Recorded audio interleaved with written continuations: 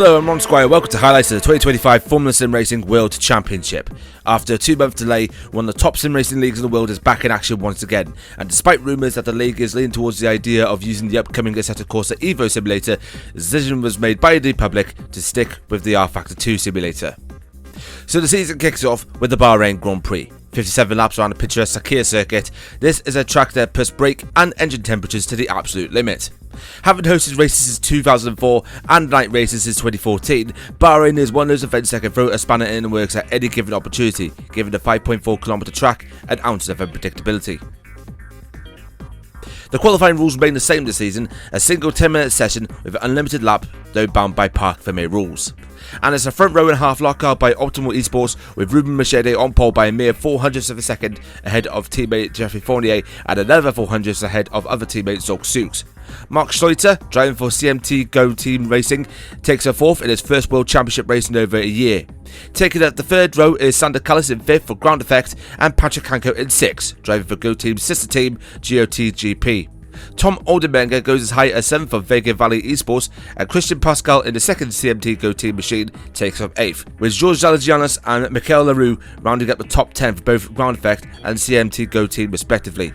Further back, Valley Esports owner Mirko Mancini takes up the second seat, MV Conquest field Finn Jassi Latinin in 13th and Czech driver Lucas Viscott in 16th, whilst Cameron Roger fills up the seat in the third Ground Effect car, normally reserved for Matt Tewson. With the current champion Owen Magogi not involved in this year's championship and a new grid of drivers looking to prove themselves, this could be the start of an unpredictable year.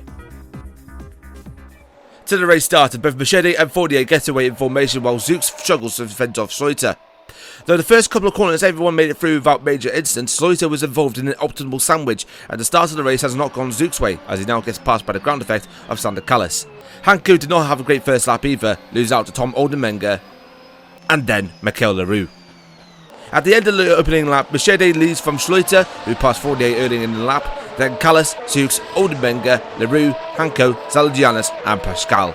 It didn't take long for Schleuter to mount pressure on Mercedes as a gentle tap at the back stirred the Optimal driver slightly, but it was more than enough for the leader to lose momentum, as on the next lap the Go Team driver used the DRS slipstream to his advantage on the main straight, taking the lead after just 5 laps.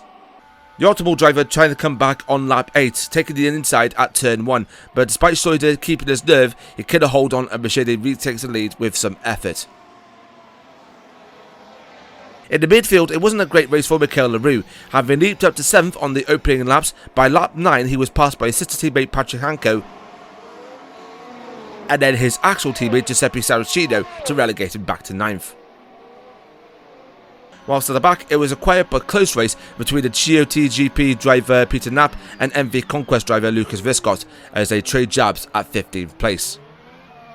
Back at the front and on lap 11, Mercedes tries to cover the inside line on the first corner, but this proved to be a fatal mistake as Schleuter, being more confident on the outside line, manages to overtake the Optimal driver for the lead for the second time in the race. Back in the midfield, and it's getting from bad to worse for Michael Leroux as he now gets passed by Georges Zalagianis and his other teammate Christian Pascal.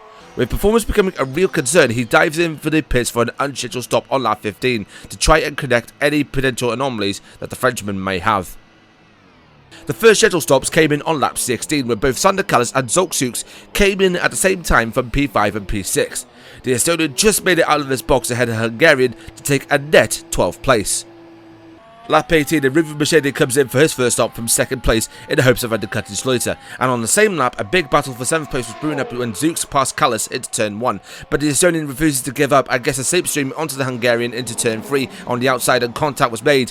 Zux gave Kallis no room, but the ground effect driver held his line, only to let Zux pass through as a result of the excursion. On the next lap, Mark Schleuter makes his stop, but unfortunately for the Go Team driver, Mercedes' own cut had worked, and an Optimal driver passed the other German just as Schleuter comes coming out the pit lane. With temporary leader Marco Mancini coming in for his stop on the next lap, Mercedes leads the Grand Prix for the 3rd time this evening. But again, Schleuter refuses to give up, as on lap 24, the Go Team driver passes the Optimal car with ease, taking the lead for the 3rd time at near halfway distance. Unfortunately for Mercedes, this was the last action from him, as his electrical system gave way and the German had to pull over on lap 26, marking the first World Championship retirement of the season.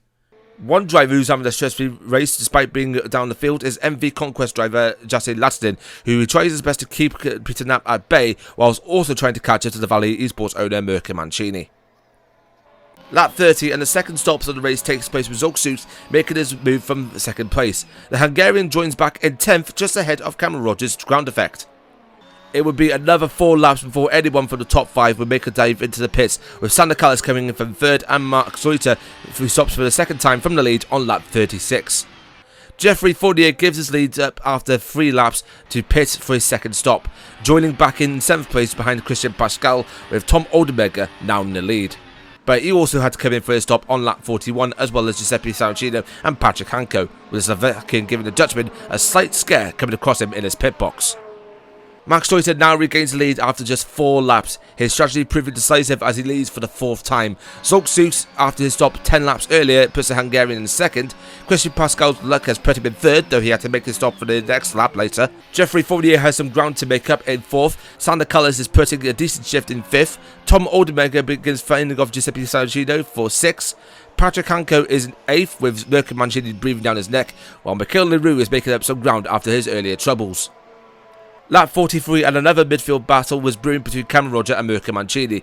On the next lap, the Scotsman and former FSR president defended and battled violently against the Valley eSports owner, but the Italian proved too strong and the Valley driver was off into the distance.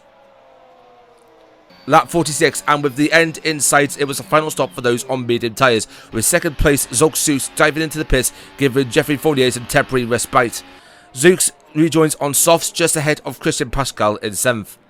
8 laps to go and the battle for the last step on the podium was on between Sander Callis and Tom Oldenberger. The Dutchman makes his move on the first turn, giving no opportunity for the Estonian to bite back. But it would get worse for Callis as 2 laps later he gets overtaken by Saracino for 4th, and then Patrick Hanko on the next lap for 5th. Callis' bad finish to the race was confirmed when Zolk on soft sped past the Estonian for 6th place. Taking the first win of 2025, Mark Stoiter crosses the line for his first ever victory in the World Championship, potentially setting the precedent for the forthcoming season. Jeffrey Fournier pushed as hard as he can today to land himself 2nd on the podium, and taking the final step on the rostrum, a great drive for Tom Oldenberger, taking home a decent haul of points. Patrick Hanko had an amazing race to land his GP car in 4th and a lead in the Owen Mugogi Cup, the inside tournament in the Formula SimRacing World Championship, for the best rookie of the season so far. Giuseppe Saracino didn't have a good qualifying session beforehand, but certainly made it up in the race, taking 5th.